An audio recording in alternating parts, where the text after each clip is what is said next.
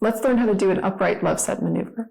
This was developed about 100 years ago by a Norwegian obstetrician who had encountered difficulties with releasing arms during vaginal breech birth.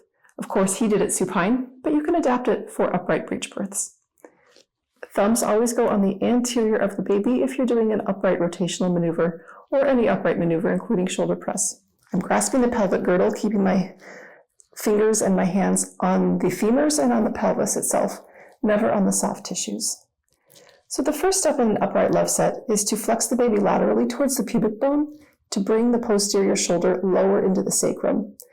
We do this because the next step is to corkscrew 180 degrees. And if you bring the shoulder low enough and then pull and corkscrew, it then helps that shoulder come out underneath the pubic arch. So in a smooth movement, we do some lateral flexion, and then we start to pull and rotate 180 degrees.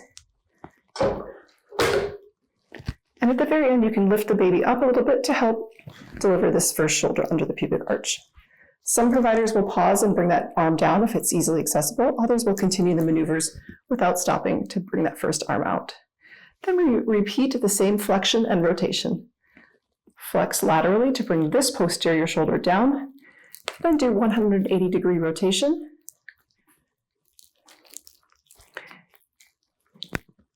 Up until the shoulder releases. Sometimes it will release on the way and you won't have to go the full second 180, but sometimes you'll need to go the full second 180, lift the baby's body as you finish the rotation, and deliver that shoulder. And then you can bring the baby back to sacrum anterior, either via the hips or now via the shoulders. Let's practice an upright Løvset with the baby in left sacrum transverse. I put my thumbs on the anterior of the baby and I grasp the pelvic girdle. I flex laterally to bring this posterior shoulder low, and then I pull towards myself. This is traction, it's actually pulling quite a bit. I rotate 180, and at the end I can lift the baby to help release that first arm under the pubic arch. If it doesn't release, you can continue the next maneuver, which is to repeat the same process. I flex laterally, I rotate 180 degrees, and I release the second arm under the pubic arch. In this case, the first arm didn't release and I didn't stop to pull it out. You can either try to sweep it or you can do the same thing again.